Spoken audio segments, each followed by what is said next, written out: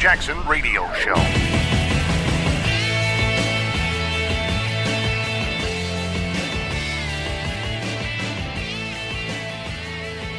Welcome back, everybody. Kevin Jackson here.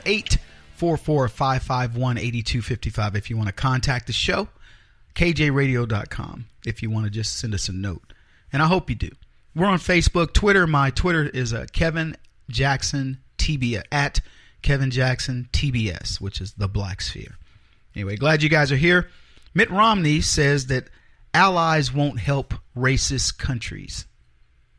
And I thought about this. I was thinking, Mitt Romney, allies won't help a racist country. He's in a religion that doesn't think very highly of blacks.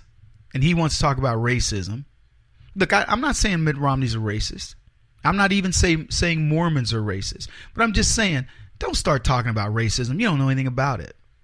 He doesn't. It's funny. Every time we have this conversation about America being racist, I remind people that America is, if not the most homogeneous country on the planet, it is in the top 5.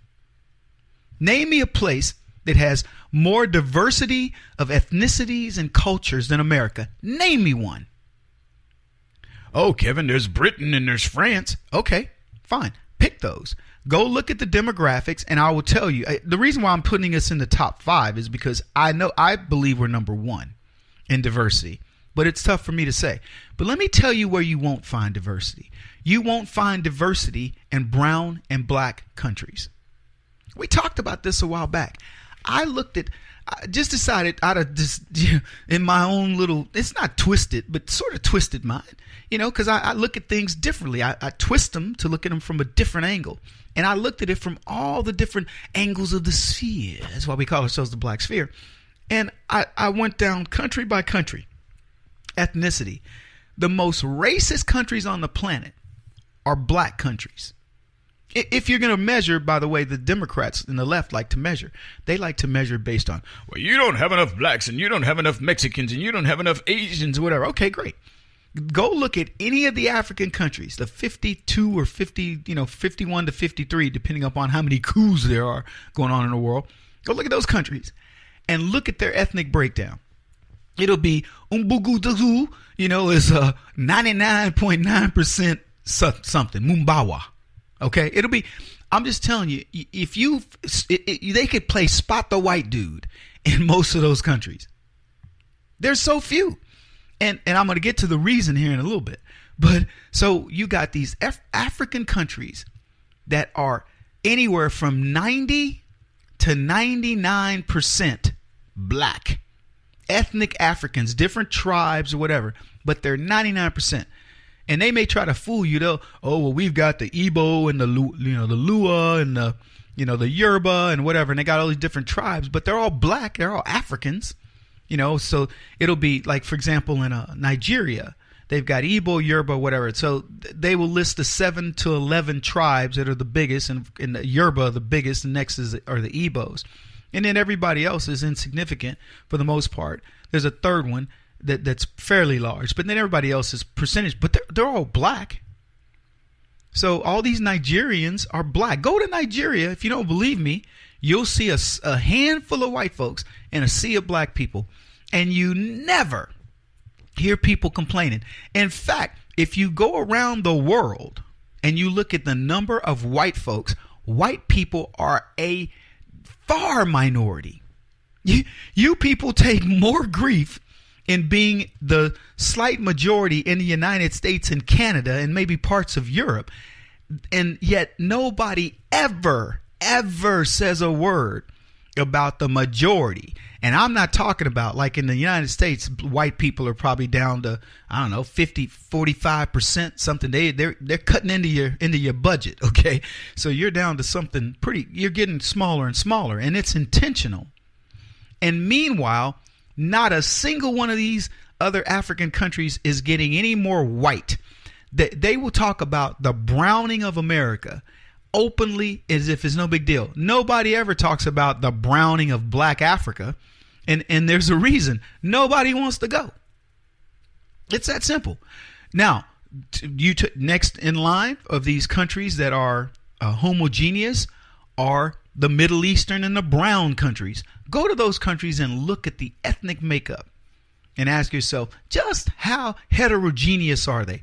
These are homogeneous cultures, third world armpits, loaded with, quite frankly, the worst citizens of the world. And why can I say that? Because of the 68 million people who are on the run, the largest in the history of mankind, most of them originate from brown and black countries. That's right. So people talk about it all the time. Kevin, white people this, white people that. I'm siding with white folks. I'm telling you right now, kick me out of the black thing. I don't care. I'm still going to be black no matter where I go. But I will go to Sweden. I will go to Canada. Well, maybe not Canada because it's getting brown too. I will go where the white people are.